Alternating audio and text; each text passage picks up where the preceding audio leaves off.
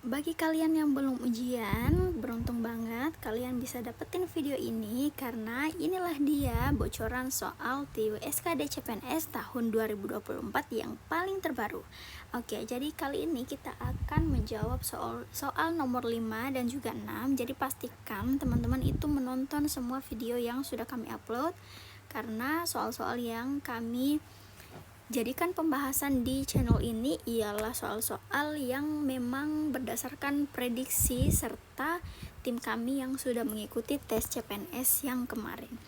Oke, jadi di sini ada sebuah soal ya teman-teman yang dikatakan bahwa sebuah bus menempuh jarak 120 km dengan kecepatan 120 km dalam waktu 2 jam. Jadi ini jarak tempuh. Kemudian untuk waktunya ini 2 jam ya, teman-teman. Nah, kemudian ditanyakan jika bus tersebut melakukan perjalanan hanya 100 km dengan kecepatan yang sama. Dengan kecepatan yang sama ya, tapi di sini kan tidak dijelaskan gitu kecepatan berapa yang digunakan. Jadi yang diberikan itu hanya berupa keterangan jarak dan waktu. Kemudian ditanyakan jika bus tersebut melakukan perjalanan 100 km dengan kecepatan yang sama, maka berapa waktu yang dibutuhkan. Oke, jadi teman-teman kita bisa menuliskannya seperti ini. Kecepatan sama dengan jarak per waktu. Kemudian kita masukkan aja 120 km per 2 jam sehingga bisa didapatkan 60 km per jam. Kemudian jadi untuk perjalanan yang 100 km maka kita bisa menuliskannya seperti ini. Waktu yang diperlukan sama dengan jarak per kecepatan. Kemudian masukkan saja jaraknya berapa. Jadi jaraknya 100 km ya. Kemudian kecepatan yang sudah kita dapat tadi itu ini 60. Kemudian diperolehlah 5/3 jam. Nah, kemudian 5/3 jam ini maksudnya gimana? Jadi 5/3 jam itu sama dengan 1 jam ditambah 2/3 jam. Sehingga 2/3 jam per 3 jam ini dikalikan 60 menit maka menghasilkan 40 menit ya teman-teman. Sehingga jawabannya ialah 1 jam 40 menit. Kayak gitu.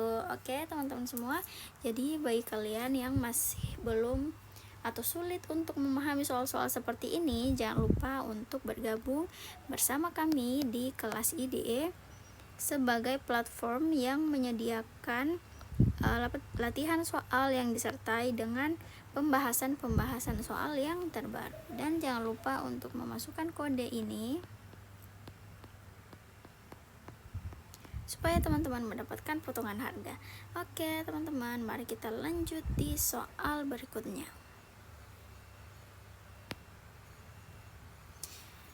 Oke, di soal nomor 6 ini yang ditanyakan itu adalah yang mana kira-kira kelompok sekolah yang paling unggul ya teman-teman. Nah, jadi di soal ini itu sudah diberikan keterangan berapa bobot nilai dari setiap item yang dinilai kayak gitu. Jadi trik tercepat untuk menyelesaikan soal ini ialah melihat bobot tertinggi dari aspek yang dinilai. Misalnya di akademis di akademis itu nilainya 3. Kemudian bakat nilainya 2. Kemudian disiplin nilainya hanya 1. Sehingga yang perlu kita bold atau yang perlu kita utamakan, tunggu sebentar ya. Sehingga yang perlu kita utamakan itu ialah si nilai akademis. Nah, kalau teman-teman lihat di antara sekolah K, L, dan M itu yang paling banyak akademisnya ialah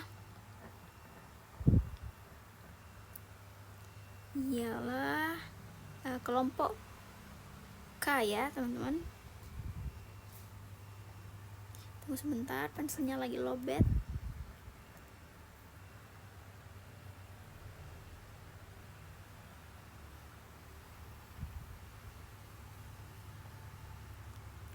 Oke, jadi nilai akademis yang tertinggi itu ada di sekolah K ya teman-teman. Nih, aduh, tunggu sebentar. Ini ya teman-teman, sekolah K yang paling tinggi. Jadi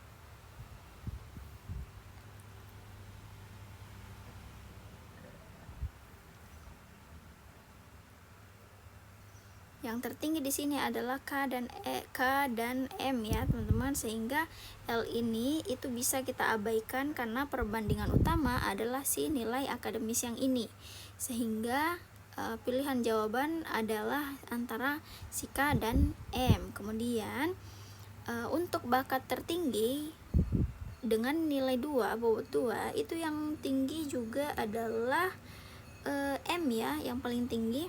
Kalau di antara K dan L, lebih tinggi L, tapi untuk sejauh ini yang paling mengungguli adalah si M.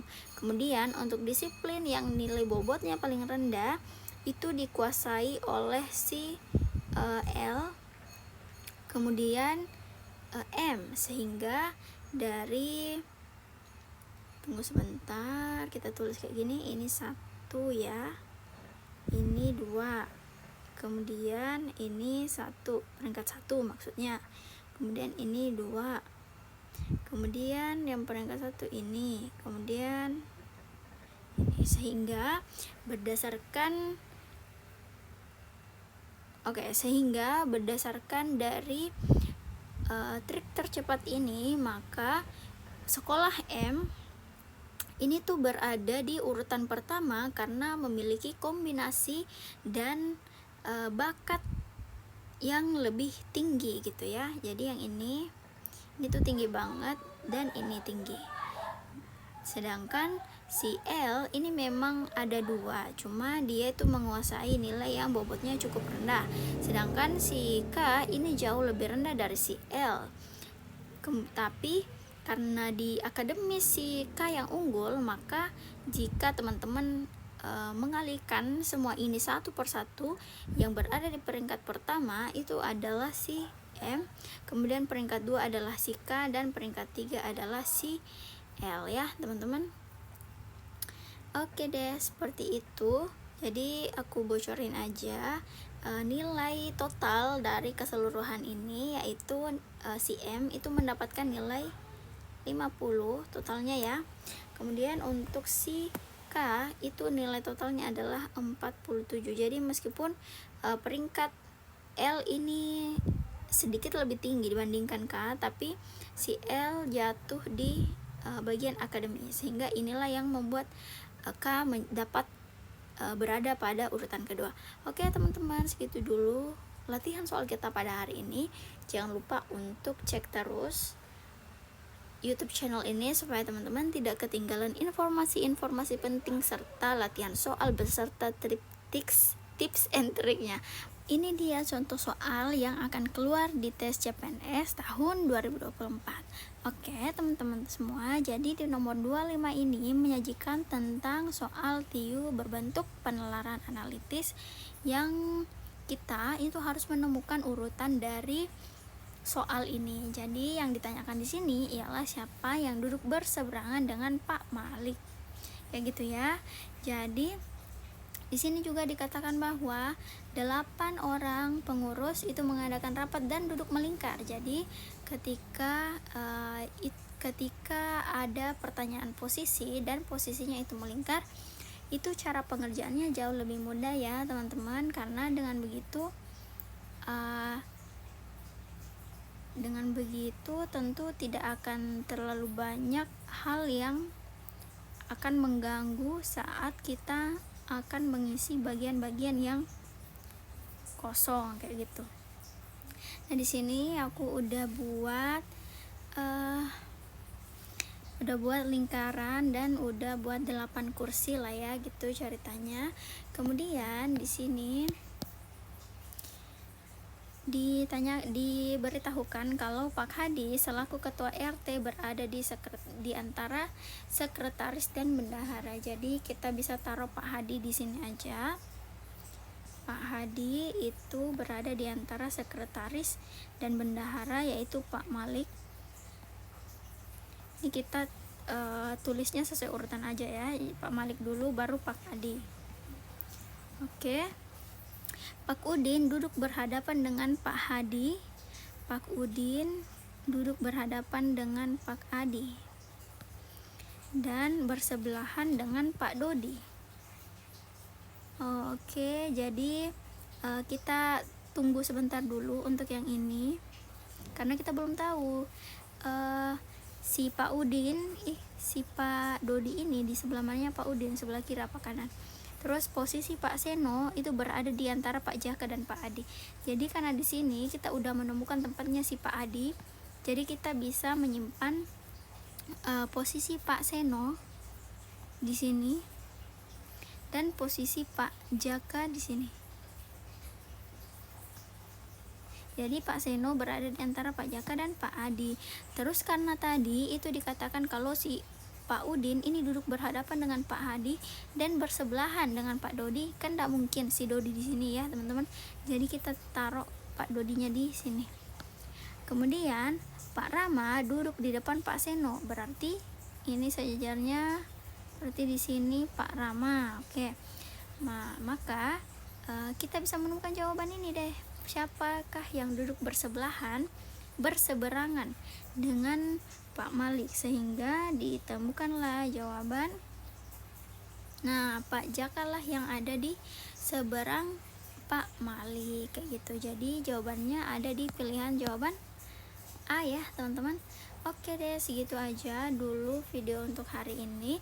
So bagi teman-teman yang masih kebingungan untuk mengerjakan soal-soal seperti ini, teman-teman bisa banget check out buku yang kami udah cantumkan, karena buku itu buku yang amat terpercaya ya teman-teman. Jadi prediksi-prediksi soalnya itu memang masuk ke tes CPNS dan sudah dikonfirmasi oleh tim kami yang mengikuti tes CPNS tahun 2024 baru-baru ini. Oke semuanya, terima kasih. Assalamualaikum warahmatullahi wabarakatuh.